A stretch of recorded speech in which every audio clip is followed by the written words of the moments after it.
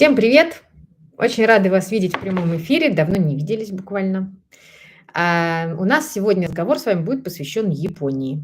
Хоть я и сижу с таким странным светом и с такой странной полкой на фоне, но говорить мы будем про Японию. Казалось бы, с чего бы вдруг на рукодельном канале мы будем говорить про Японию? Потому что я, к своему счастью, провела там вот в декабре недавно 5 дней. 5 дней, которые были очень насыщенными и событиями, которые со мной произошли, и вещами, которые я увидела, я хочу с вами в этом эфире поделиться, потому что было очень много вопросов. Сейчас мы быстренько сначала технические всякие штуки обсудим. Во-первых, у нас здесь есть чат. Вы в этот чат можете писать. Я буду ваши вопросы и реплики видеть, буду на них реагировать. Это поможет мне как-то двигать нашу беседу в ту или иную сторону. Поэтому пишите. Вот, Элла, добрый вечер. Очень приятно вас видеть. Пишите все, что вам захочется по ходу разговора, а главное вопросы. Вот я буду их читать. Сначала, я думаю, начнем мы с того, что, конечно, 5 дней – это ничто. Ну, в общем, 5 дней – это ничто для любой страны и для любых людей, которых хочется узнать поподробнее. Вот. А особенно для такой страны, как Япония, потому что это совсем другая вселенная и вообще там все по-другому устроено. И, конечно, ни за 5 дней, ни за год, ни за 2, мне кажется, этого не освоить. Поэтому, конечно, это мое мини-путешествие стоит рассматривать именно как мини-путешествие. Вот я в описании к этому эфиру как раз сказала, что это буквально одним глазком, буквально в маленькую щелочку подглядеть, как Алиса в зазеркалье, и все. И двери сразу передо мной захлопнулись, чуть нос не прищемив. То есть я ни в коем случае не могу с уверенностью говорить о том, что я что-то действительно узнала об этой стране. Единственное, в чем я могу отдавать себе отчет, это в том, что я своими глазами ее увидела. Своими глазами понаблюдала за людьми, увидела какие-то места, поела еды, сходила в рукодельный магазин, и немножко у меня первое впечатление сформировалось. После этой первой поездки я понимаю, что, конечно, еще хотела бы обязательно там побывать, потому что и не один раз, потому что действительно есть на что посмотреть, есть что еще поесть, потрогать, пощупать и узнать. Но пока что я успела за эти 5 дней в себя впитать, то я вам сегодня и расскажу. Добрый вечер, добрый вечер. Да, я периодически буду вот так коситься на чат. Рад вас видеть и слышать. Здравствуйте, Владимир, я тоже очень рада. Здравствуйте. Добрый вечер, Ирина. Света, привет. Добрый вечер. Добрый вечер из Ярославля. Привет, Ярославлю. Начать, я думаю, свой рассказ, а точнее наш диалог, я надеюсь, я хочу с вот этой прекрасной истории. Я вам ее рассказывала в Телеграме и спрашивала вас, как вы считаете, почему это произошло, и вы давали свои версии. Начну именно с этой короткой истории, потому что она вообще-то иллюстрирует всю Японию в целом, ее людей. Итак, идем мы, значит, по Токио, и очень красиво все, нам с погодой повезло, было солнце, не было холодно, было градусов 15, наверное. Вот, и вот так вдоль дороги растут деревья, вы меня тоже закидали там потом ответами, что это за дерево такое, я не знала, конечно, в общем, очень красивое дерево. На одном из таких деревьев висит человек, висит где-то там в ветках, ну, в смысле, служащий. Ну, мы бы сказали, что это служащий там ЖКХ или кого-то там, жилищника какого-нибудь. И аккуратно пилит ножовкой ветки. Ну, то есть какие-то такие мероприятия с деревьями, как происходит часто и у нас. А под деревом стоит его коллега, вооруженный свистком. Что происходит? Значит, идут люди мимо них, и периодически этот коллега, который стоит внизу, он свистит в этот свисток. На какой мысли я себя поймала, как только увидела, как он это делает? Не подходить. Вот что у меня в голове возникло сразу. Убьет. Нельзя подходить. Надо обойти, надо перейти на другую сторону, потому что убьет сейчас просто этой веткой. Что на самом деле происходило? На самом деле этот человек, свистя в свой свисток, говорил своему коллеге сверху: «Подожди, не пили, люди идут». После чего он кланялся нам, людям, и делал вот так. То есть проходите вперед.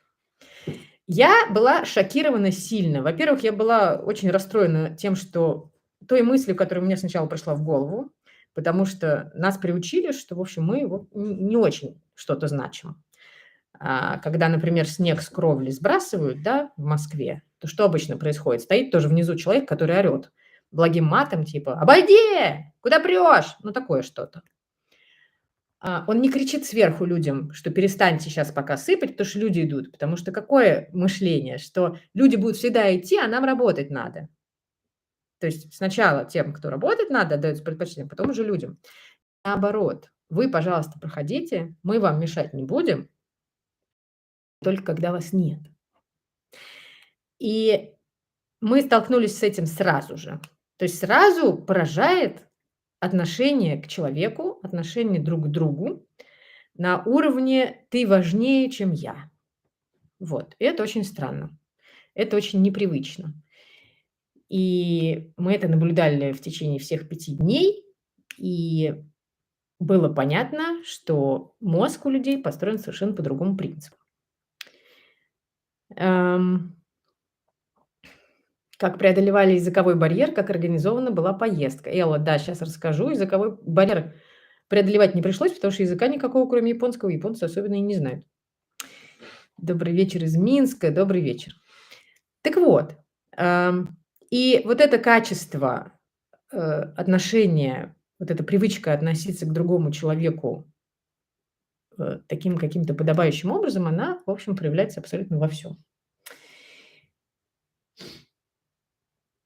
Если говорить про другой мир, то есть про другую цивилизацию, то это видно, это тоже я вам в Телеграме показывала, это видно на каждом шагу буквально.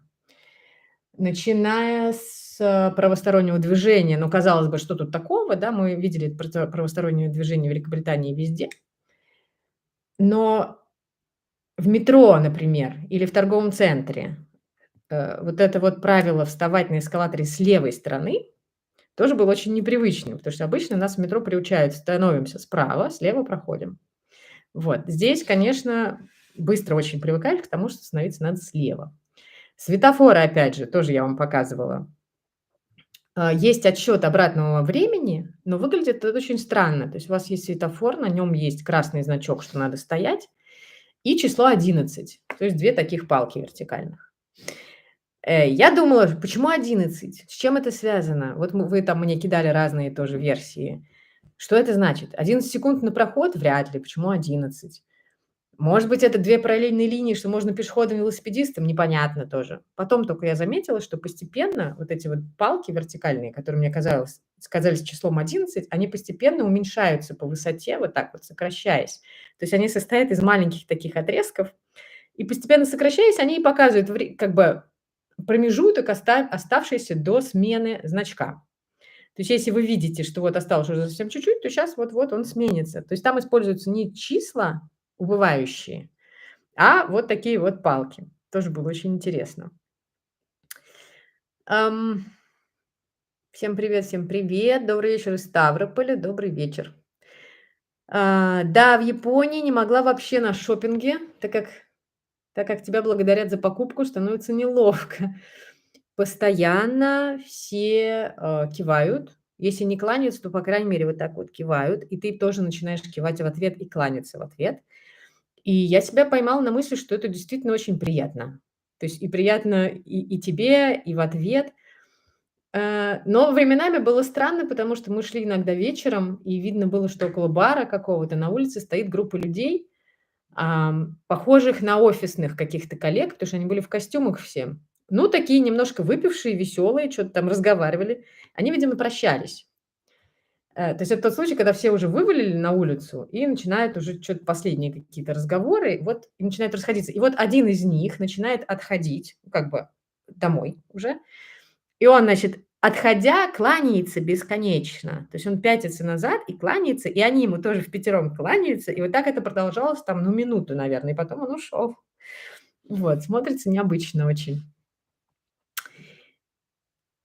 Так, как жаль, под самый конец эфира попала. Привет из Нижневартовска. Галина, нет, вы на самом деле на самое начало эфира попали. Так что все в порядке. Юля, здравствуй, рада видеть. Ирина, здравствуйте. Что поразило, впечатлило очень. Комфортно было как человеку с другим менталитетом. Одним-двумя словами про Японию, что можно сказать? Вот, Ирина, да, как раз говорю буквально двумя словами. Ам, Мне было комфортно. Мне было комфортно. Единственное, что практически сразу я начала себя ощущать немножко варваром. Ну, очень быстро становится понятно, что твоя культура, твои привычки сформированные, общество, в котором ты живешь, как будто бы не очень доросло до какого-то уровня. Это чувствуется не в технологиях, которые вокруг, да, очень удобно все сделано. Про метро вот я еще поговорю отдельно. Но какие-то мелочи, которые продуманы настолько, казалось бы, а что такого? Вот логично же. Но почему-то ни ты, ни люди, которые с тобой живут, об этом не догадались. Например, вот есть автомат для приема денег, в котором вы покупаете там воду, например, или еще что-то, или в метро там опускаете. В таких автоматах обычно бывает прорезь для банкнот, бывает приложить куда можно карточку банковскую, и бывает еще отделение для монет. Так вот, мы видели автоматы, где это отделение для монет большое, оно широкое, вот такое. Почему? Потому что вы можете горсть туда монет бросить, он их все пересчитает и выдаст сумму. То есть не нужно по одной монетке просовывать в узкое вот это отверстие. Почему у нас нет таких автоматов? Что тут сложного? Я не видела. Вы видели в России такие автоматы, где было бы широкое вот это отверстие? Я не видела. Про туалеты я сразу давайте скажу про туалеты, чтобы туалетная тема не была в течение всего эфира у нас. Опять же, вот я вам показывала видео разные, да, про туалет в "Телеграме". Когда в первый раз видишь этот туалет и видишь пункт управления, как на космическом аппарате, тебе кажется: "Ну, это уж какая-то фигня. Ну, зачем это все? Ну, боже мой, достаточно одной кнопки, ну, двух. Слить много воды, слить мало воды. Ну, что еще?" А главное, непонятно, как в этом разобраться. Но оказывается, все кнопочки, которые там есть, они правда нужны. Понимаете? Ну, то есть подогрев сиденья, например, оказалось очень комфортно. Я все понимаю, что у нас есть тоже унитаз с подогревом сиденья. Я знаю, что можно купить какой-то нагревательный там элемент, сделать его, а можно сразу иметь туалет с подогревом. А можно, заходя только в туалет, иметь уже унитаз, который знает, что ты зашел, он включил тебе свет, подогрел все, пожалуйста, садись. А еще можно всякие там сушить себе части тела, очень просто. Ну, то есть ты как-то сразу начинаешь понимать, что, блин, может быть, ты как-то не так живешь. Ну да, может быть, это слишком бытовые какие-то штуки, но это так оказалось удобно, так продумано, что после этого возвращаться к своему туалету что то как-то было уже не алё. Вот, всю туалетную тему закончила, больше возвращаться не буду. Я видела в России автоматы, пишет Елена, которые принимают только банкноты и сдачи не дают. Вот именно, Елена, вот именно. Понимаете? А тут широкое отверстие для монеток. Ну, в общем. Так, что еще? Я тут кашусь тоже на списочек, чтобы точно не забыть, что я хотела вам рассказать. Ам, Конечно, есть штуки, которые просто в ступор вводят, и мы не могли с ними совладать. 1, конечно, из таких штук — это язык. Почему-то японцы не предполагают в большинстве своем, что к ним в страну могут попасть иностранные граждане, не владеющие их языком. То есть, наверное, они это предполагают, наверное, в каких-то туристических местах они даже и ждут этого. Но мы не ходили по туристическим местам. Но и мы не были в каких-то забытых деревнях. Мы были в Токио, мы были в Осаке, мы были в Хиросиме. Ну, в общем, ну, Токио, ну, казалось бы. Мы не были на окраинах, мы были в центре всегда. Но все равно было ощущение, что, мы производим эффект странный. Во-первых, на нас смотрели, но, м, я не уверена, что это связано с тем, что мы были как-то странно одеты там или что-то такое. Я думаю, что это связано с тем, что мы европейцы. И вот мы попали к ним, и они как будто бы спрашивают: "Что вы тут делаете?" Такое же ощущение было, когда мы заходили поесть куда-то, потому что мы пытались иногда говорить по-английски, ну, то есть точно не по-японски. Они нам отвечали в лучшем случае по-японски, а вообще могли и не отвечать совсем. А самый был, нервный случай в одном из заведений, когда мы пришли вечером, очень хотелось есть. Мы зашли, там по отзывам посмотрели, хорошее заведение какое-то. Заходим, там, кстати, двери очень часто открываются вот так вот, как в шкафу-купе, знаете, вот так. То есть не наружу, не вовнутрь, а вот так. К этому тоже очень быстро привыкаешь. Это же, экономит очень место, понятно. У них, наверное, и дома так же. Мы же домой-то не заходили к ним. В общем, я думаю, что ради экономии места у них, такие двери. Мы в своих однушках почему-то всё равно такие двери не делаем, не знаю, или вы делаете? Я вот редко вижу, когда у кого-то в гостях вот такие вот двери. Это очень удобно. С другой стороны, наверное, если такие двери в заведениях, то при нашем климате они бы замерзали, видимо. Не знаю, не могу сказать. Ну, в общем, мы заходим в это заведение. Там, значит, люди какие-то сидят, японские люди. Вот, едят, пьют, разговаривают. При входе стоит человек. Значит, он нам поклонился, мы ему поклонились. Э, и показываем ему на телефоне в переводчике, вопрос, есть ли места. Он кивает, вот, говорит, есть место. Мы туда садимся, но он нам сказал тоже по переводчику, по своему телефону, он нам сказал, что до закрытия осталось 40 минут. Вот. Ну, мы говорим, ничего, мы успеем, все в порядке. И, естественно, нам дают меню, на английском меню нет. Несколько листов этого меню, то есть и без картинок, то есть непонятно, нельзя тыкнуть наугад, потому что, может, это барное меню, одно из них, а может быть, еда, а у нас 40 минут только осталось, поэтому надо было заказать прям побыстрее. Ну, ничего, мы люди наученные, значит, мы берем телефоны, наводим Google переводчиком на меню и ждем, пока оно переведется. Оно не переводится. Выяснилось, что что-то с интернетом. Ни у меня, вот ни на втором телефоне ничего не переводится. А время идет, а мужик ничего не может сделать, тоже так переминается с ноги на ногу. И что делать? В общем, спасла находчивость, я бы сказала, и отвага, потому что буквально выдернули у него из рук телефон, и его телефоном перевели на английский язык, и тогда разобрались, что здесь что. Ну, то есть хотя бы что питье, а что еда. Заказали, все было вкусно, все отлично, но вот это вот ощущение абсолютной беспомощности я словила за эти вот несколько минут, когда невозможно было вообще никак друг друга понять. Никак. То есть, ну, будь я одна, я бы, наверное, и ушла. Ну, то есть я не знаю. То есть вряд ли я бы смогла так выдернуть телефон. Если иногда попадались люди, которые говорят по-английски, то они говорят так, что этого непонятно. Потому что, как мы часто любим говорить на английском языке, как на русском, с русской интонацией, с русским произношением, так японцы говорят с японской интонацией, но их интонация, она настолько такая падающая и поднимающаяся, что невозможно смысл уловить. Поэтому языковой барьер. Я вспоминала фильм "Трудности перевода". Если вы не смотрели, посмотрите, он как раз про Японию. Художественный фильм, там известные актеры, там, женскую роль играет Скарлетт Йоханссон, а мужскую тоже известный актер. Вот, как раз про это, что, японцы и ментально другие, и языковой барьер, ну, в общем, все невозможно понять. В остальных случаях, конечно, Google переводчик помогал там перевести что-то в магазине или что там на этикетках. Когда мы попали в магазин с косметикой, я просто обалдела, во-первых, от изобилия вещей, назначение которых мне непонятно вообще.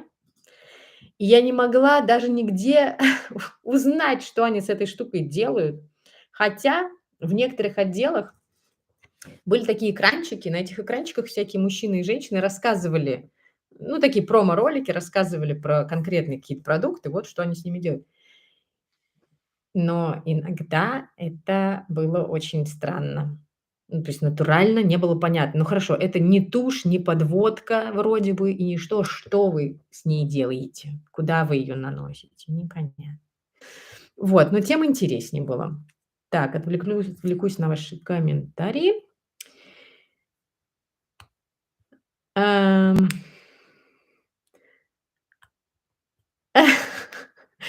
Так, не побоюсь спровоцировать, может показаться чересчур откровенной. Шибари видели или шибари? Я не знаю, как правильно ударение ставить, но я знаю, что это такое. Если да, это действительно, как и позиционирует вид искусства или с нашим русским менталитетом, лучше не углубляться.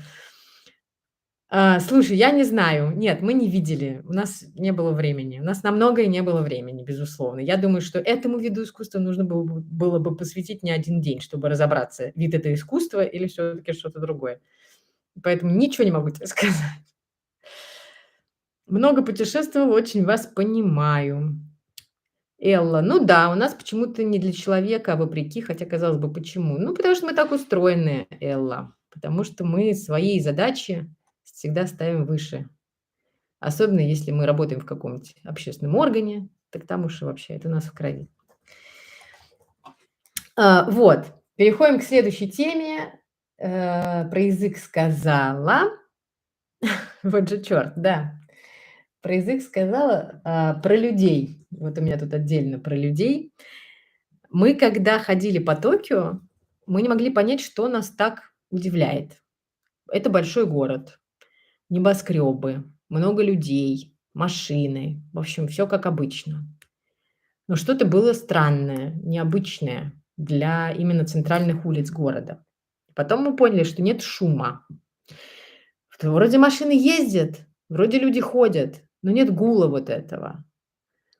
Вот когда в Москве выныриваешь из метро, ты сразу вот погружаешь, ну, собственно, ты в метро уже погружен в этот шум, а когда ты на улицу выныриваешь, ты тоже сразу окутываешься вот этим вот гулом человеческим. Кто-то идет по телефону, говорит, кто-то с кем-то разговаривает, машина гудит, что-то еще. А здесь этого не было. Почему? Непонятно почему. Смотрим, смотрим, вроде все то же самое, непонятно. У нас на второй день была экскурсия по Токио, 9-часовая. Я, правда, на 6 часу уже чуть не откинулась, поэтому экскурсия была сокращена ради меня. Но дело не в этом. Экскурсовод нам объяснил, в чем проблема, то есть с чем связан этот эффект. Когда, говорит экскурсовод, у нас была пандемия, нам сказали, что нельзя разговаривать друг с другом на улице. И он говорит, мы перестали разговаривать. Еще нам сказали, что на работе во время ланча нам нужно сидеть отдельно друг от друга и тоже не разговаривать. Ну, мы перестали разговаривать и сидели отдельно. Пандемия закончилась, говорит экскурсовод, а мы уже привыкли, поэтому мы не разговариваем. Это было, во-первых, кстати, все в масках ходят. Все ходят в масках, в помещениях, на улице, везде. Надо сказать, что японцы, конечно, возвели это в такой культ, у них это часть стиля, это видно часто. Ну, то есть кто-то ходит в обычных масках, ну, там, белых, а многие подбирают явно это под одежду и все. И кажется, они ходили в масках и до того, и до пандемии. Но это бросается в глаза, что все ходят в масках и молчат.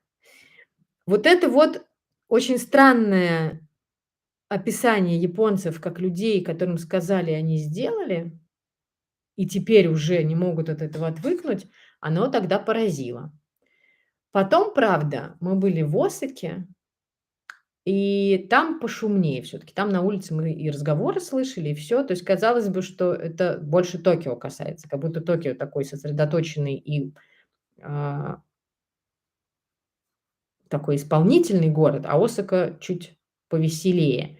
Не знаю, опять же, для этого нужно там прожить довольно долго, чтобы понять, узнать и прочувствовать.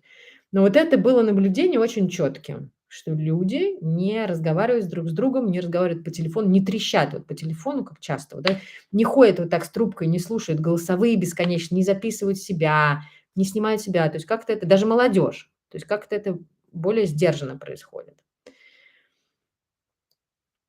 Меня скорее такая покорность, удивила. Потом я вспомнила, как японцы протестовали против, Олимпиады в Токио и подуспокоилась, потому что все таки эти люди способны на то, чтобы спорить с, властями, если что-то им кажется неправильным. Вот. Но здесь это выглядело очень как-то патетично так. Действительно тихо. И голова отдыхает. Правда, никто не гудит, как будто бы все уважают друг друга. То, чего у нас тоже иногда не хватает. Вот этого взаимного уважения. В метро. Ты садишься в метро. Тихо. Прямо тихо. И даже там на стенах висят вот эти вот призывающие тексты, что не разговаривайте по телефону. Ведите себя тихо. Многие спят как раз. Чё бы не спать. Бесшумный поезд и тишина. У нас вроде тоже часто тихо, но иногда нет-нет, да и начнет кто-нибудь фильм или музыку какую-то слушать без наушников. Тоже вопрос к уважению, вопрос к личным границам. Насколько ты как уважаешь других и насколько ты готов не нарушать их личные границы. Вот, это было интересное очень наблюдение. За какой период времени вообще вырвалась в отпуск? Уточни вопрос. Что значит за какой период времени? Непонятно. Насколько, в смысле? 5 дней мы там были. Что необычного вы видели в магазине для творчества? Да, сейчас расскажу про магазин для творчества, он у меня тут в списочке. Сейчас дойду до него. Еще про людей. Вот сейчас людей как раз завершу и про магазин для творчества. Значит, еще про людей интересно было видеть, я прям пялилась, не стесняясь, видеть, смотреть, как они одеты. Это прямо шик. Причем это не обязательно молодежь. То есть я про вот эти ответвления молодежные, когда они одеваются, косплеят там героев, когда они одеваются под аниме. В общем-то, много-много всяких этих штук. Это надо тоже отдельно ехать, отдельно изучать. Есть целые музеи. Тут я там всяких героев Миядзаки и прочее, прочее. Тут я вообще нечего мне сказать. Но просто casual такой стиль разного возраста, и молодые, и офисные, и более зрелого возраста. Как подбирают одежду, как подбирают вообще общий вот ансамбль, как это все интересно выглядит, как они, что они делают с волосами. Иногда мне казалось, что женщины все одинаковые, все с одинаковыми темными.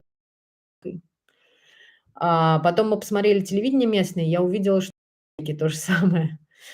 Потом нет-нет, да и попадались какие-то другие, то есть без челки бывало, но чаще всего с челкой. Нет коротких стрижек, очень мало коротких женских стрижек. То есть вот такой стрижек, как у меня, я вообще не видела. Такого, может, поэтому они пялились на меня, я не знаю.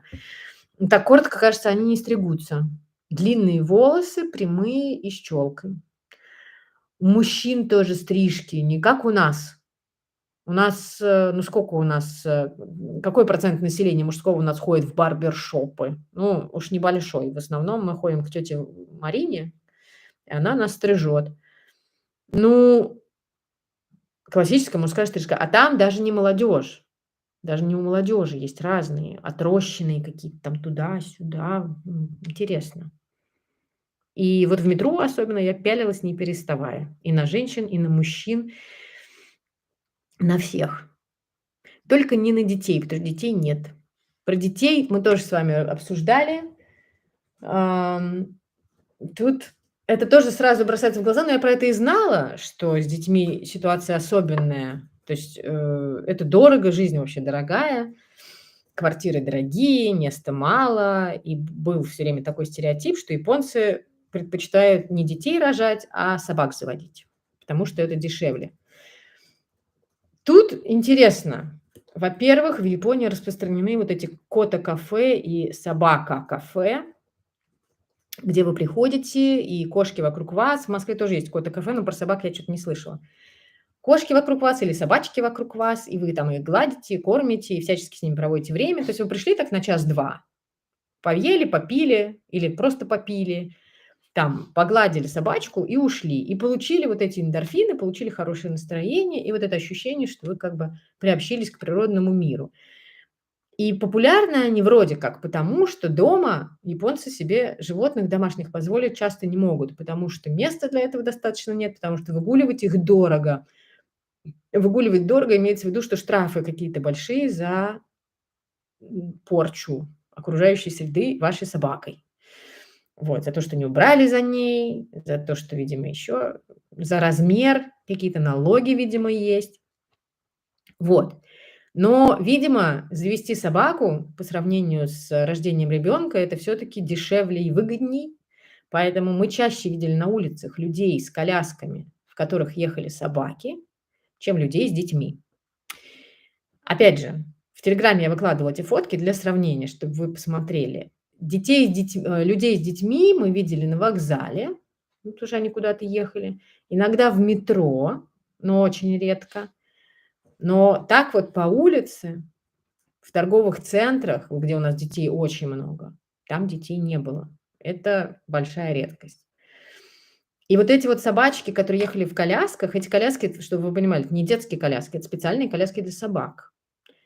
Они производили какое-то удручающее, впечатление. Мы зашли в один магазин, и на выходе хозяйка оставила свою собаку вот так вот в коляске около входа. То есть у нас обычно привязывают к столбу там или к чему, а тут ее оставили в коляске. И это так странно. Мы вышли, она вот так вот стоит там, в этой коляске. Один раз видели парня с двумя огромными собаками, и еще видели одну женщину тоже с огромной собакой. То ли эти люди очень богатые, то ли как-то им удается, не знаю, содержать собаку, то ли у них места дома много, не знаю. Ну, в общем, вот опять же, для понимания этой темы нужно пообщаться с японцами прям вот настоящими, посмотреть, как они там живут с этими собаками, что они говорят про домашних животных, что они говорят про детей. Опять же, из того, что мне известно, что я читала, что японцы еще трудоголики, и они не хотят рисковать карьерой из-за ребенка, ну, особенно женщины. И нет сил уже на детей, что это все сложно. И такие, в общем, предпочитающие просто другую жизнь люди. Может быть, повторю, я не права. Мне нет оснований делать такие выводы, только лишь не увидев на улицах детей. Но просто очевидно, что детей на улицах гораздо меньше, чем я привыкла видеть у нас, например. Вот. Поэтому, ну, такой интересный штрих. Ам, Сколько лет в отпуске не была и довольна ли, как провела день рождения?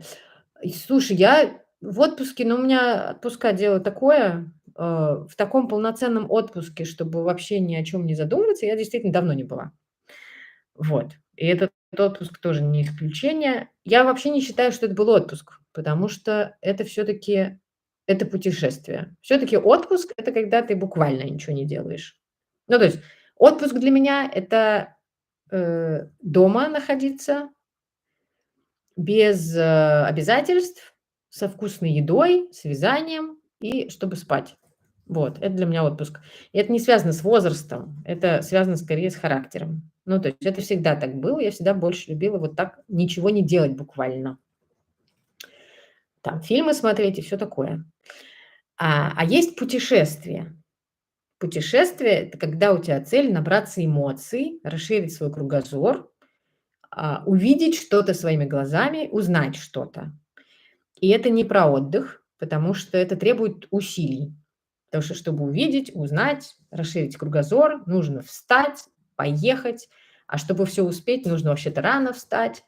Ну, это едешь на одном поезде, на втором поезде, там ходишь, здесь ходишь, а еще надо фотографировать, чтобы себе потом были приятные воспоминания, еще там, не знаю, видео снимать, а еще нужно туда зайти, а еще поесть успеть, и все такое, все такое. Вот набрать этих эмоций.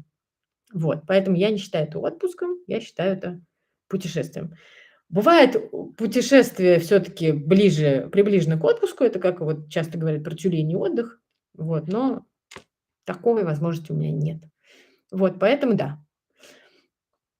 Но день рождения, конечно, слушай, круто. Вдруг оказаться на день рождения в другом вообще, в другой стране, да еще в Японии, да еще в Токио. Ну, в общем, конечно, будет что вспомнить. В общем, тут всегда работает вот это вот «будет что вспомнить». Это очень важно, действительно. Про рукодельный магазин переходим. Обещала я вам рассказать. Значит, я, с одной стороны, конечно, изучила этот вопрос. Так, сейчас момент. Секундочку, никуда не уходите.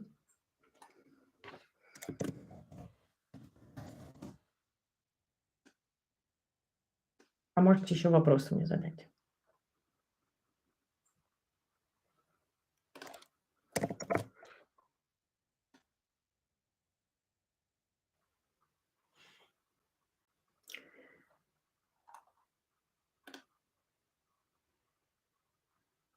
С одной стороны, я не ставила, ну, то есть я изучила этот вопрос, какие есть рукодельные магазины, куда в Японии, куда можно сходить, чтобы познакомиться с творчеством. Мне казалось, что в этой стране должно быть что-то, ну, особенное, что-то свое, что-то интересное, пряжа или гаджеты какие-то для вязания или что-то еще. Я начала гуглить, вот спрашивала вашего совета, мне подсказали много-много разных людей, куда там сходить, что. Но все эти люди говорили одно и то же, что не ждите, что там будет какая-то прямо пряжа, какая-то их, кроме Норо, да, например. Это страна не про вязание, это страна про вышивку и про ткани, говорили мне. И все, кто туда ездили специально, ездили за тканями. Вот. И я гуглила действительно и видела, что, ну, есть маленькие какие-то магазинчики, в которых, в общем, ничего особенного нет. Мне хотелось попасть в большой. Я понимала, что, скорее всего, я попаду только в один за это путешествие. Поэтому я искала какой-то большой. В итоге я нашла, сетевой магазин, что вот в Японии есть сетевые магазины. Я так понимаю, что это аналог "Леонардо". Называется "Юзовая". Эти магазины есть в крупных городах, и по несколько штук, и они большие. И я решила, что это как раз то, что мне нужно вот для такого обзорного, взгляда, чтобы понять, что в принципе бывает.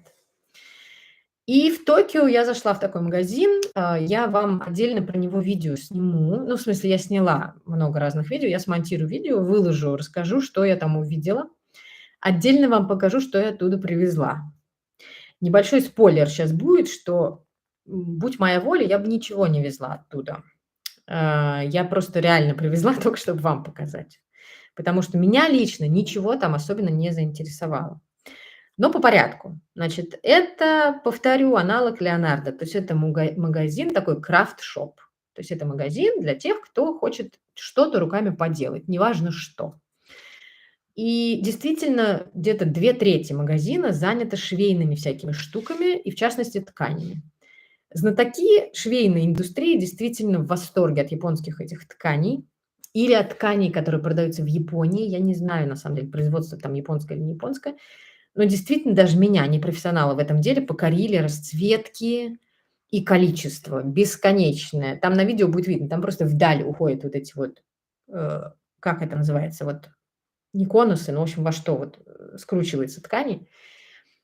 Очень красивые принты разной направленности, и природные, и неприродные, и какие-то сюжетные, и всякие, всякие, всякие, всякие.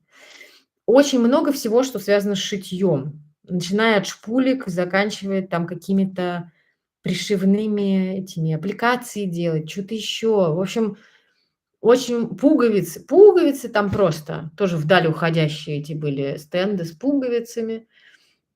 Много много много, в общем, всех сопутствующих товаров, связанных с шитьем. Немало было вышивки. Но опять же, ничего сверхъестественного, большой упор на наборы именно вот просто и быстро. То есть вот хотите попробовать, вот вышивайте вот эту вот вазочку.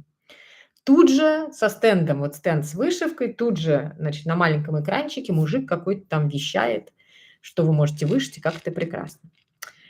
Но с вышивкой интересно вот что крестик, конечно, крестиком, но там же есть их национальные всякие штуки, типа сашико, еще что-то такое. В общем, их национальная вышивка. Это интересно. Это я купила несколько наборов, это я вам покажу. Это очень красиво.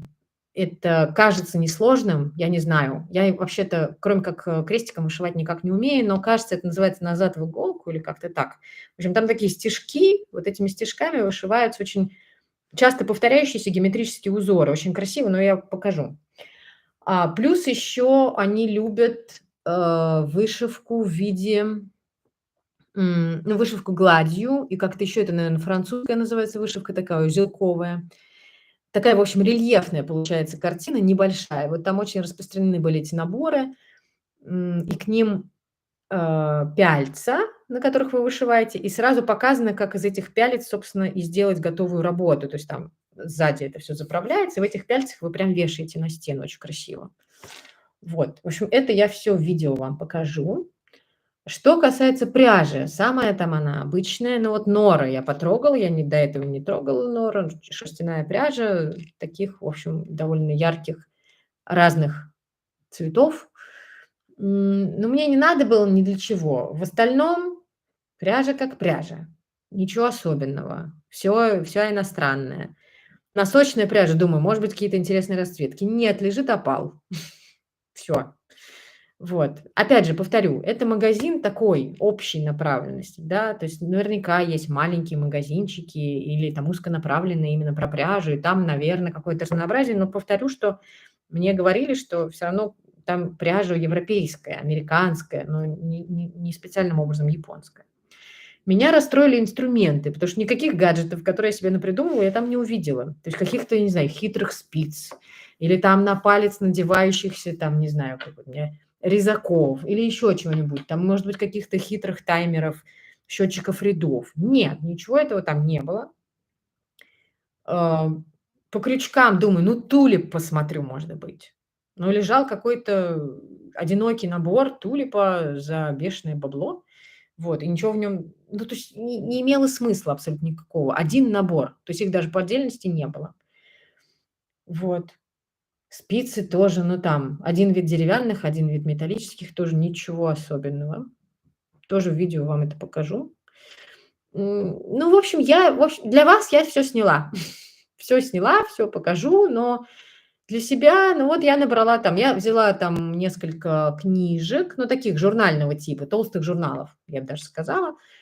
Посмотрела такое интересное хотя бы, ну, что-то необычное, там про интерьерное, что-то еще, про какие-то маленькие фрагменты, э, украшений, видимо. Не знаю, что-то мне там понравилось. Вот это я взяла, тоже мы с вами полистаем отдельно. Вот. Взяла себе челноки фриволите, но не потому, что я не могла бы их здесь найти. Я периодически вам говорю, что я по фриволите скучаю, я в детстве им занималась. Вот, мне очень нравились там все эти узелковые салфетки вывязывать. А потом я все вот уже во взрослом возрасте никак не могу его применить к текущим моим проектам. Но я увидела, мне что то захотелось их купить, я взяла их там набор из двух, по-моему, челноков. Хотела к ним еще какой-нибудь буклет взять или что то еще, не было. Может быть, я бы какой-нибудь журнальчик взяла по фриволите. В общем, не знаю, скорее это разочарование было, но, видимо, потому что не нашла я какого-то вот прям нужного магазина. Какого-то вот прям, чтобы там было то, что мне нужно. Наверняка они есть. Но такие для общего пользования, такие общие крафтовые, ничем меня не поразили. Вот. У моей подруги японки двое детей. Они в пригороде Токио в доме, везде на машине, поэтому не видно детей, наверное. Может быть, не знаю, но у нас тоже вроде на машине часто. Не могу вам сказать. Просто это прям бросается в глаза.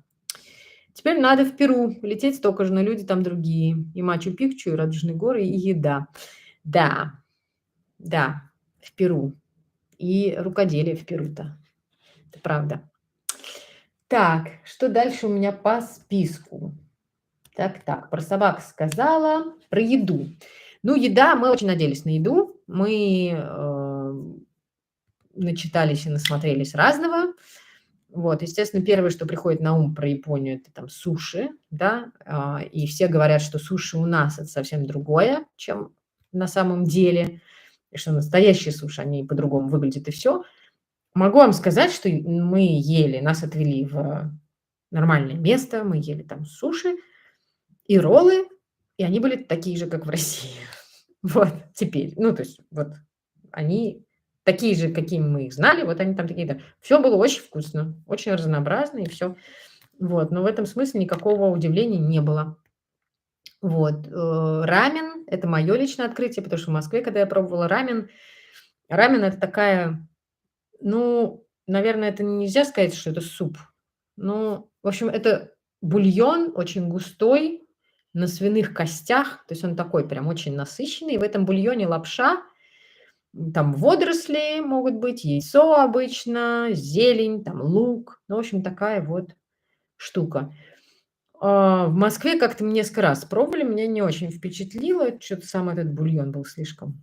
Вот, а здесь понравилось, было очень вкусно. Ну и кроме того, мы были вместе.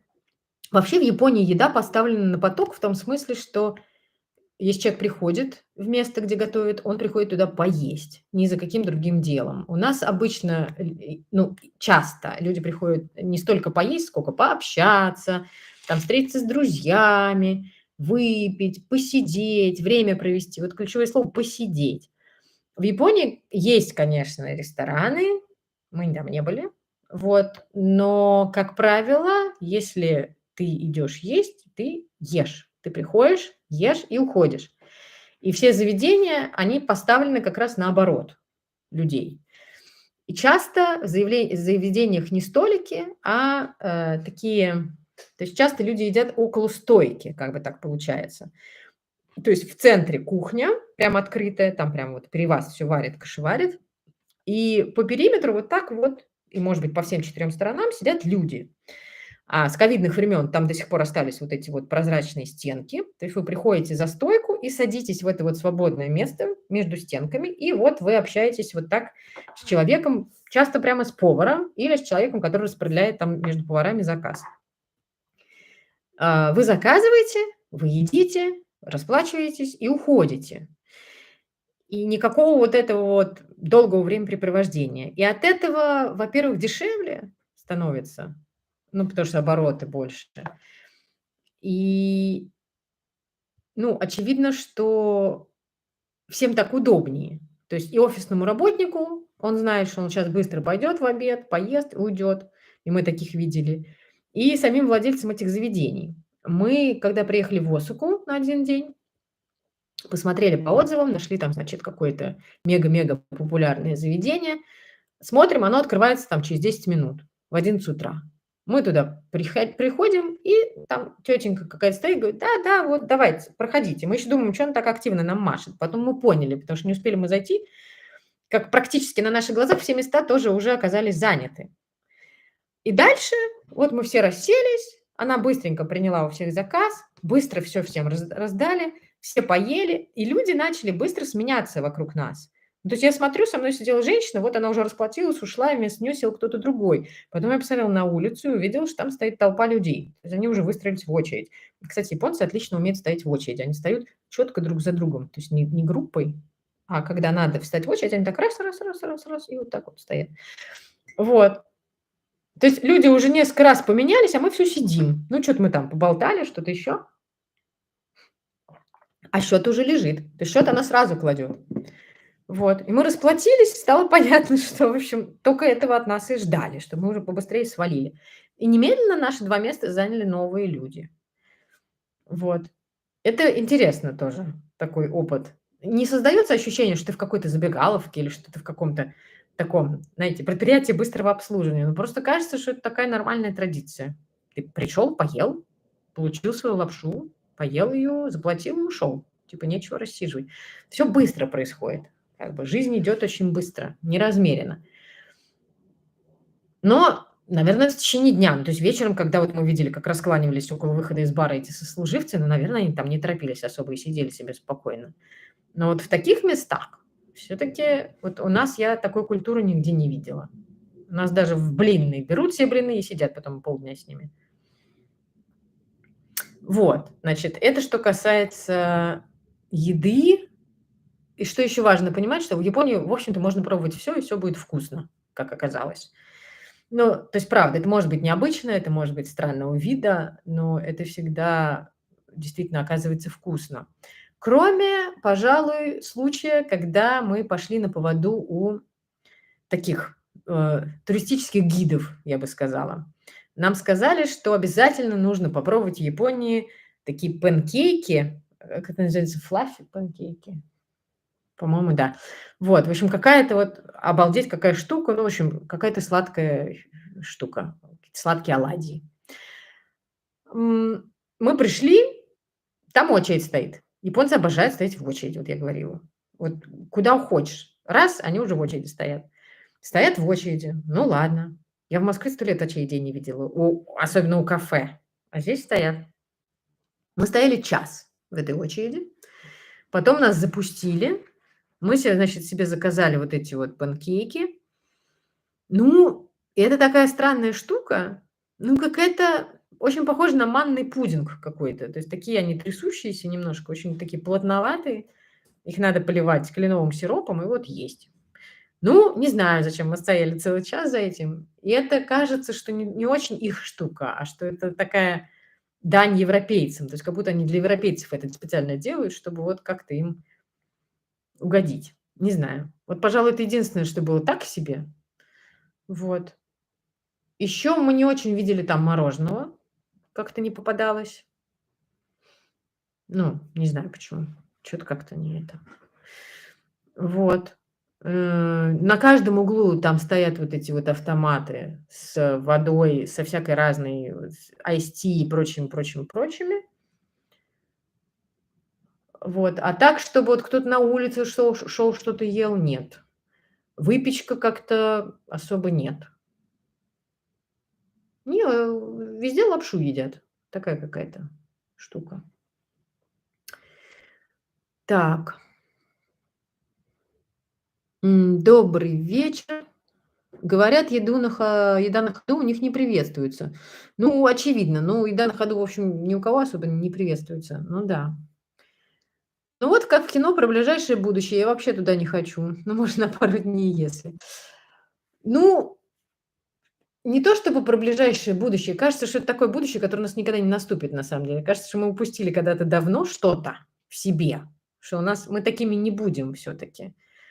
Мы и покорными такими, кажется, не будем, и настолько продуманными тоже не будем.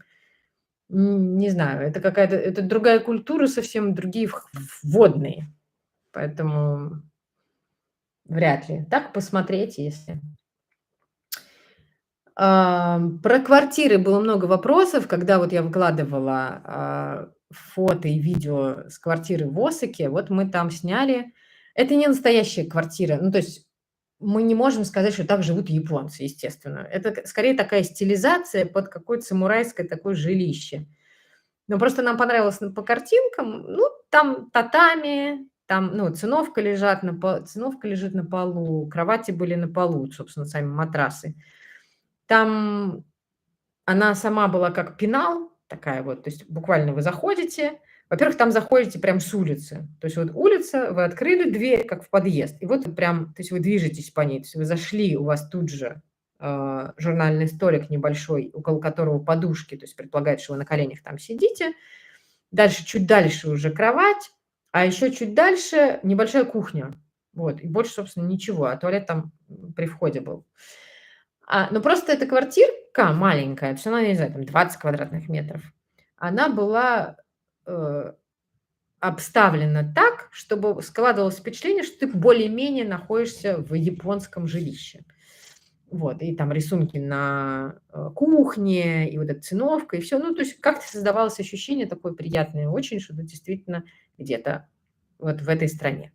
Вот. Но я не думаю, конечно, что японцы так живут. Ну, то есть по тем документальным фильмам, которые я смотрела, там все гораздо прозаичнее, никто там циновками особо не обкладывается.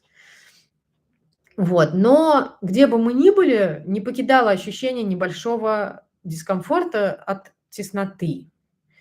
Не знаю, ну такая, немножко клаустрофобия у меня возникала. То ли от потолков низких, то ли от дверей узких. Не знаю.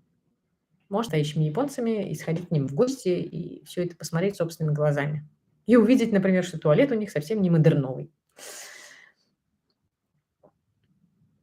Чужая культура, чужие люди, чужая история. Да, Сергей, абсолютно. Но это настолько чужая, что даже вообще никаких пересечений нет. Касается. Кстати, я все время вспоминала Фандорина, вот у Акунина, у него есть одна из моих любимых книг «Алмазная колесница» называется, когда там главный герой как раз в Японии служит. И он, когда приезжает в Японию, ну, это 19 век там, и он спрашивает своего начальника, посла Российской империи в Японии, вот они едут из порта, и он говорит, а где же женщины в кимоно? Где это все? Почему этого ничего нет? Почему люди в европейской одежде? Вот, вот это я тоже вспоминала как раз, а ему начальник это говорит, это все только на открытках, это все нет, не для жизни. И так и меня немножко триггерили вот эти женщины в кимоно, которые тусовались около туристических вот этих всех мест, около храмов, потому что это все, это как у нас на Красной площади вот вечно тусуются Ленин и какие-то бояре вот в костюмах, так и здесь. Они фотографируются сами, фотографируются с вами, просто там расхаживают. То есть как бы демонстрируя культурные вот такие направления, да, чтобы можно было рассмотреть ткани, посмотреть, как они в этом ходили раньше. Там они в обуви, в этой специальной, в носочках своих и все такое, прически там красивые, разные уложенные, все такое. Но как-то это немножко смотрится лубочно. То есть есть ощущение, что они просто пытаются на этом зарабатывать, но сами в жизнь не ходят. Хотя лекции таких вот очень функциональных вещей, но с элементами национального вот этого костюма. Вот, я хотела тоже поискать что-нибудь такое, но мало было времени и, к сожалению, не удалось. Вот, но никто не ходит прям уж таки в кимоно. То есть это... Хотя нам говорили, что в Киото, который, в отличие от Токио, более такой, там больше исторических всяких зданий, он более низкий город, ну, в смысле, по зданиям, что там как раз вот эти культурное наследие сохранено лучше. Вот, но ничего не могу сказать по этому поводу. Морепродукты там вкуснее, очевидно. Морепродукты. Мы в одном месте ели очень классные боулы. Боул, там рис внизу, а сверху была рыба всякая разная. Было очень вкусно. Рыбы это было много, там и тунец, и все. Мы были на рынке. Да, действительно, стоит недорого это все и очень разнообразно. Все вот эти клешнеобразные товарищи. Вот, все есть. Огромный тунец там лежал. Ну да, естественно, да. Тут как бы никаких сомнений. Это же моя любимая книга. Ну вот, видите как. Что еще вам рассказать? Про метро. Тут это был стресс, потому что там как раз мечта Собянина. Там все пригородные направления, они как бы въезжают в метро.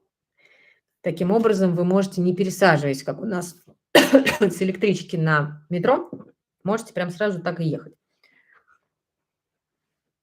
На практике, то есть кажется, что это очень удобно, и, наверное, это очень удобно, но на практике вот так вот туристу это очень страшно, потому что, ну, вот московское метро, оно же все-таки большое, оно особенно развивается постоянно, то есть я уже каких-то станций даже и не знаю, и не была на них никогда, и мы все пытаемся там прорыться куда-то в область уже и все. Но здесь, когда ты выходишь на платформу, у тебя 4 одновременно поезда, они едут в разные стороны, они отъезжают каждые 3 минуты. Один из поездов вообще междугородний, другой внутренний. Они все выглядят одинаково. И там шумно, и много над тобой табличек с указателями, и все на иероглифах, и ты не понимаешь на самом деле ничегошеньки. Это стрессово. И очень меня раздосадовало, что на платформе, вот у нас, когда вот путь уже, и там поезд, вот есть на стене всегда вот эта вот линия с нарисованными станциями.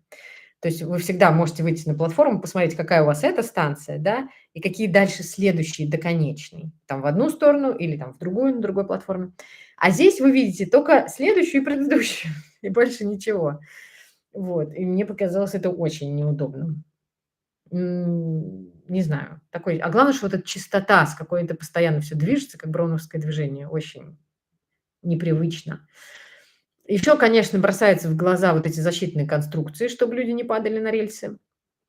Практически везде это есть. То есть вы выходите на перрон, и у вас защитная такая вот, причем не веревочка никакая, ну, в смысле, это прям такая пластиковая, высотой, ну, где-то по пояс, наверное, а то и выше. Такая вот полоса сплошная.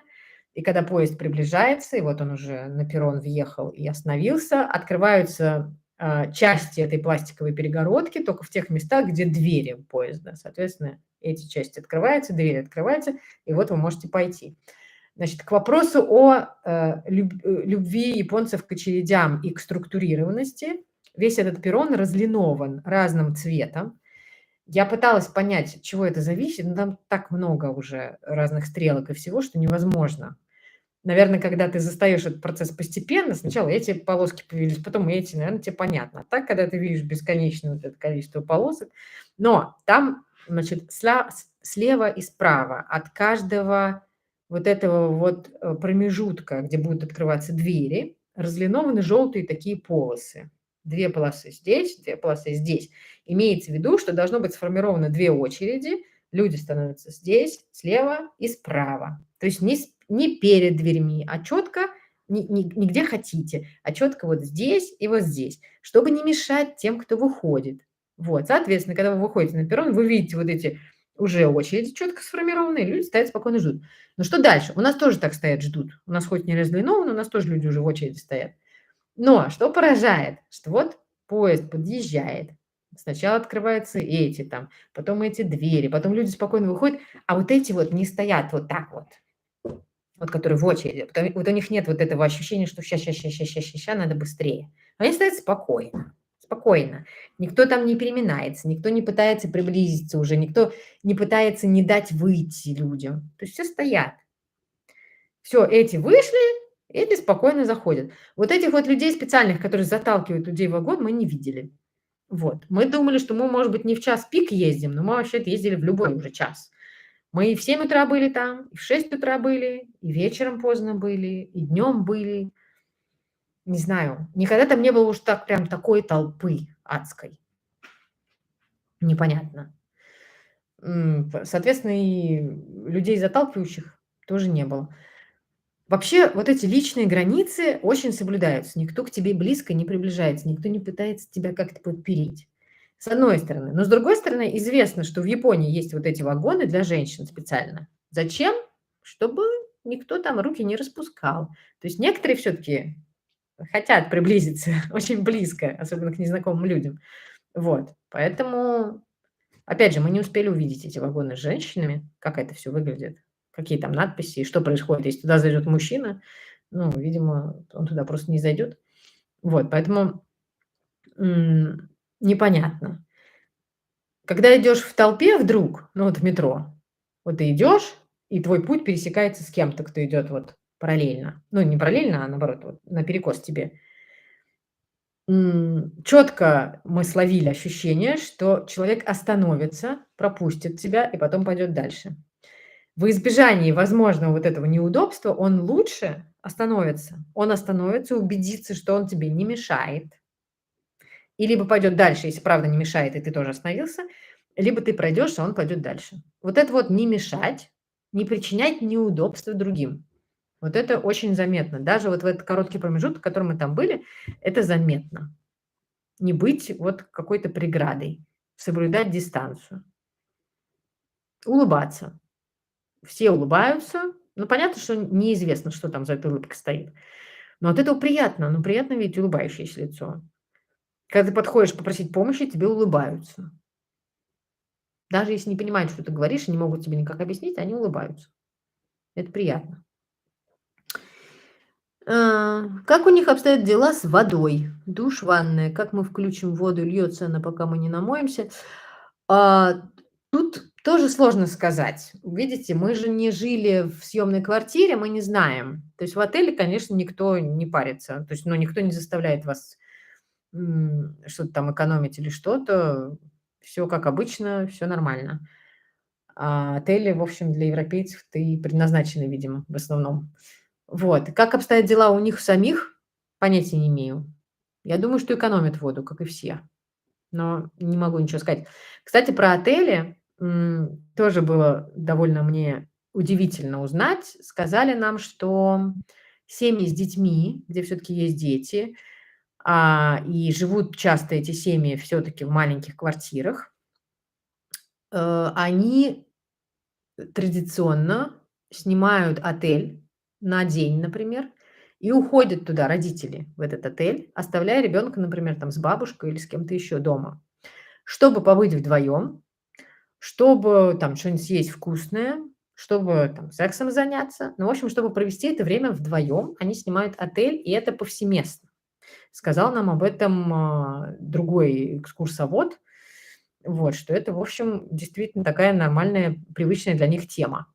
Меня это очень удивило, потому что, ну, то есть приятно удивило, потому что обычно, ну, что тут удивительного, да, в смысле, что тут странного, для нас не удивишь, мы живем в маленькой квартирке, у нас там дети, собаки, бабушки, дедушки, все за занавесочкой, ну, в смысле, там в коммуналках жили, Ну, в общем, и часто как это все решается? Ну, как там украдкой, ну, как-нибудь уединимся, время проведем или ребенка отдадим бабушке действительно.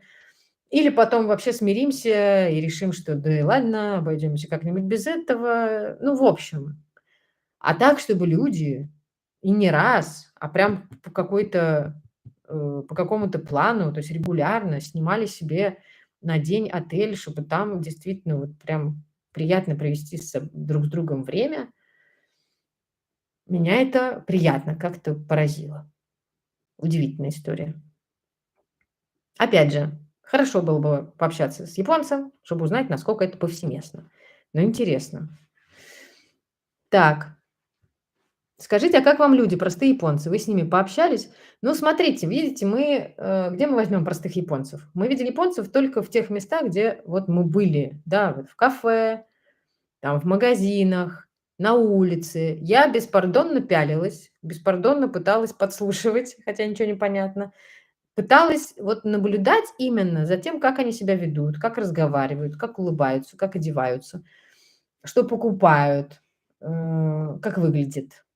Вот только это впечатление у меня какое-то складывалось. М, говорить, ну, как бы с теми японцами, с которыми мы говорили кое-как по-английски, ну, это, в общем, никакое не общение, понятно. Мы для них чужестранцы, и никто, конечно, не будет нам раскрываться. Вот.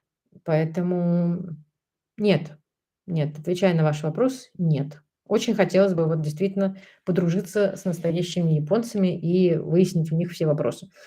Вот. Только вот общее впечатление, вот то, что удалось осязать и глазами увидеть. Я скорее думаю, что эти люди должны быть очень приятными в общении, но при этом я понимаю, что, например, замуж за японца я бы никогда не вышла.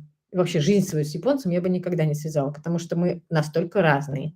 У нас настолько разное вообще в корне представление о том, как надо и что не надо, как надо реагировать. Вообще вот это вот чувство, что ты своими интересами должен пренебречь, что ты никому не должен мешать. Ну, все-таки мы не такие.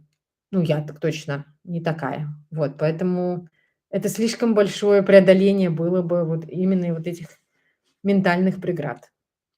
Вот, это я точно поняла. Но вообще не знаю даже сколько действительно. Ну, то есть выйти замуж, например, за японца или там жениться на японке, это, конечно, был бы самый простой путь для того, чтобы познать эту культуру, эту страну, ее жителей. Наверное, более, удачного способа соприкоснуться вот максимально близко сложно себе представить. Нам еще говорили, что работать с японцами тяжело, что японцы трудоголики, но это известно, что они перерабатывают бесконечно. И если ты работаешь в японской компании с японским руководством, то, скорее всего, это будет граничить с рабством, потому что они не знают, что такое отдых, они не знают, что такое законченный рабочий день. Вот, и будет тяжело. Вот. Поэтому, если уж и работать с японской компанией, то с европейским руководством. Добрый вечер. Ощущение безэмоциональности, отсутствие детей, грусть, печаль. Ну, да нет, я бы не сказала. Это не безэмоциональность, а просто нежелание раскрываться чужим. Что понятно, мы тоже, особенно мы, русские, я бы не сказала, что мы гиперэмоциональные в общении с чужими людьми. Ну, даже не то, что из другой страны, а в принципе с незнакомцами. Мы не очень эмоциональны, мы не очень открыты. Они скорее более открытые, чем мы. Но отсутствие детей, опять же, во-первых, это может быть все-таки не такая уж, как вам сказать, это может быть не настолько правдой, как мне показалось, ну, в смысле, что, ну, очевидно бросается в глаза, что детей мало, но, может быть, там все-таки не настолько это критично, но выбирают карьеру, выбирают, спокойную жизнь. Для многих это действительно дорого и волнительно. Ну, у каждого свои на это причины, безусловно. Поэтому, но собаки в колясках — это было вот скорее меня удручали собаки в колясках, чем отсутствие детей на улицах. Рекомендуешь Японию для уделения отдыха, но в целом это возможно или только как путешествие? Как сама могла потом телек посмотреть и выспаться? Слушай, ну лететь 14 часов для того, чтобы там включать телек и высыпаться, это странно, это правда. Все-таки это страна, в которой так много всего интересного, который так отличается от нас, что, конечно, тратить время на то, чтобы лежать и смотреть телек, странно. Ну, странно тратить столько денег, странно тратить столько времени на то, чтобы так лежать. Лежать я рекомендую дома. Ну, лежать и смотреть кино и вязать уютнее всего дома, где все прекрасно, знакомо и хорошо. Нет, в Японию я рекомендую, конечно, ехать, но просто, надо запланировать более длительный период хотя бы по возможности. Ну, там 2 недели хотя бы, но чтобы, там несколько дней провести в одном городе, несколько в другом, спокойно там ходить, смотреть. Мы же были в Хиросиме еще, мы хотели посмотреть, и мы туда поехали, и там мемориальный комплекс. Тоже фото я вот выкладывала в "Телеграме", если вы хотите посмотреть. Э, там у меня был эпизод, такой тоже связанный с трудностями перевода. Я подошла к стенду, где были фотографии, и написана была такая небольшая история про то, что, собственно, случилось, какие были предпосылки, что было раньше на этом месте и что стало после взрыва и прочее, прочее. И со мной погода была очень плохая, там дождь шел, но никого не было. И вот я стою около этого стенда, и я смотрю, рядом со мной стоит женщина. Японка, очевидно. Вот. И она мне что-то сказала, и я как-то так помотала головой. Обычно, когда со мной говорят на иностранном языке, я, в общем, ничего не делаю. Ну, в смысле, я превращаюсь в это практически в глухонемому. Вот, я так помотала головой, имея в виду, что я не очень понимаю, что она говорит. Она поняла, что я не в себе немножко. Вот, и дальше она показала мне жестами, что вот, значит, что это ужасная трагедия, которая как бы в наших сердцах. Вот. И мы с ней, значит, покивали друг другу, еще посмотрели и разошлись. И это как-то произвело на меня большое впечатление. Ну, вот это ощущение трагедии, которое, в общем-то, общее для человечества, не углубляясь там конкретно в исторические все предпосылки и прочее, прочее. Но и я, и она без языка общего понимаем, что это ужасная трагедия. Ну, то есть тут сомнений никаких нет. И, конечно, чтобы посетить все вот эти места, и мемориальные, и другие исторические, конечно, нужно запланировать времени побольше, чтобы не делать это мимоходом, чтобы дать себе прочувствовать, рассмотреть, чтобы как-то это все спокойно проходило. Вот, поэтому если есть такая возможность, то уж, конечно, там и чтобы попробовать все, и только не fluffy pancakes, что-нибудь нормальное. Ну, в смысле, рамен, чтобы поесть, и суши поесть, и сладости, и всякие эти штуки. Они любят там обжаривать все в масле. Там маленькие такие шашлычки делать из рыбы, из мяса, из чего угодно. Они едят свинину. В общем, красота все. Вот. Фруктов только что то мы не видели. М. А, гайдины. Да-да, мы гайдины для них абсолютно. И брать русского гида. Ну, не знаю, как насчет нет, брать, я бы сказала, что лучше не русского гида, а наверное, англоязычного, но который долго там живет. Не знаю. Из фруктов, да, клубника там почему-то очень сладкая. Непонятно почему. Вдруг. Вот. В общем, такая вот Япония. А, очень быстрая, тяжелая, ну, в смысле самого путешествия, но прям забросавшая меня такими вот разными впечатлениями. Действительно было интересно. Такой вихревое такое путешествие было. Вот, поэтому, если у вас есть возможность, и очень рекомендую съездить. Если нет такой возможности, то рекомендую посмотреть "Путешествие Познера и Урганта" про Японию. Вот. И куча всяких документальных фильмов. Главное, что, ну, хочется думать, что все таки мы до каких-то вещей дойдем, до которых они дошли уже давно.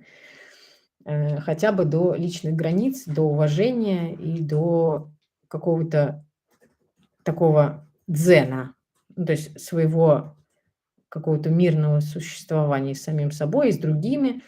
Вот. Но, правда, если убрать у них этот трудоголизм, то вообще было бы круто. Вот, такие вот дела, такая история. Я надеюсь, что вам было интересно. Если какие-то у вас есть вопросы остались, на которые я не ответила, вы мне их зададите в комментариях, я потом отвечу. Вот. Большое вам спасибо, что вы пришли на этот эфир. Было очень приятно. Спасибо вам за ваши вопросы. И я выложу, когда смонтирую, еще, по крайней мере, несколько видео про Японию. Будет отдельное видео про рукодельный магазин. Будет отдельное видео, что я оттуда привезла, будем с вами распаковывать. И будет еще отдельное видео про все, что я сегодня рассказала. Буду вам показывать с картинками. Вот. Так что будет интересно. Вот, спасибо вам еще раз большое. Хорошего вам вечера. Будьте здоровы. Надеюсь, что вы сейчас пойдете что-нибудь повязать. Пока-пока.